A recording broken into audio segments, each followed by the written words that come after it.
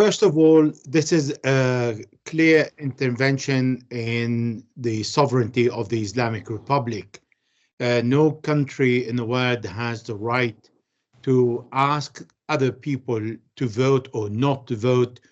Voting, because voting is something that is considered in the West, in many countries, as a duty. So calling upon the population not to vote, it is to delegitimize the elections that are forthcoming. So Iran today is in a better position than ever because it has strong allies, because it shows how the American model is not a choice, that the choice is for the people to decide their ruling and what kind of ruling they want, away from the US hegemony. And this is important for the people of the Middle East to see there are new elections in Iran immediately after the decease of the president, and to see the wheel of democracy is back on track. For other countries in the Middle East, in Asia, and around the world, it is important for them to know who is leading the country and who they have to deal with.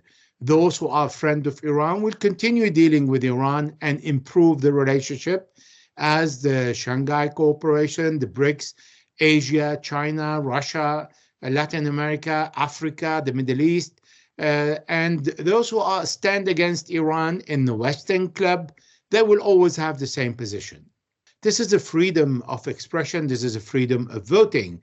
So because of that, people in Iran will go to vote. Now, it is important to understand that Iran is a big country. There are more than 85 to 90 million people. I think because of the death of President Raisi, it is important for the Iranian population to manifest themselves, and I am very confident that it's going to go beyond the 50% of the people who's going to vote, because the policy of Iran is more clear now. We've seen how Iran supported the distance from the West, if the West want to dictate its policy, but at the same time extending the arm toward the West, if the West is willing to do business with Iran on the basis of equal and balanced respect of the sovereignty of each side. And we have seen how the Americans are imposing sanctions, and they increase the sanction every time they want to manifest a certain policy. So this policy is not going to change. It is good to deal with the West and to get the best out of the West, but not at the price of your independence and sovereignty. Nevertheless, Mike Pompeo, when he was Secretary of State in 2020, told the Iranians, if you want to eat, you have to come to us. This is very humiliating for a country like Iran and a population that is a nation civilization, thousands of years old, that is not going to beg for their food from America. And those who want to live with dignity, they can vote against or with the candidate that is presented. So it is their choice.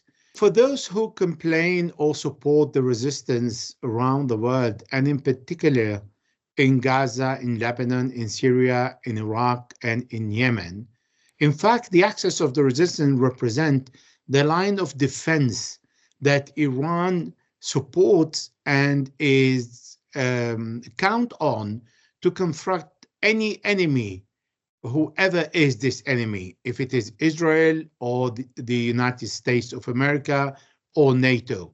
And because of that, it is important for Iran to have strong allies in the Middle East, but not only be surrounded by enemies. Otherwise, it will be completely isolated. And that was the plan of the Americans when the US general, the four-star general Wesley Clark, said that the Americans have a plan to occupy 7 countries in 5 years, starting from Afghanistan, Iraq, Syria, Lebanon, Sudan, etc., and Iran. So Iran is on the blacklist of the Americans to be occupied. When the Iranians go and support Syria or Lebanon or Iraq or Yemen, they are pushing the Americans and NATO away from the Iranian borders. That is essential for the Iranian people to understand.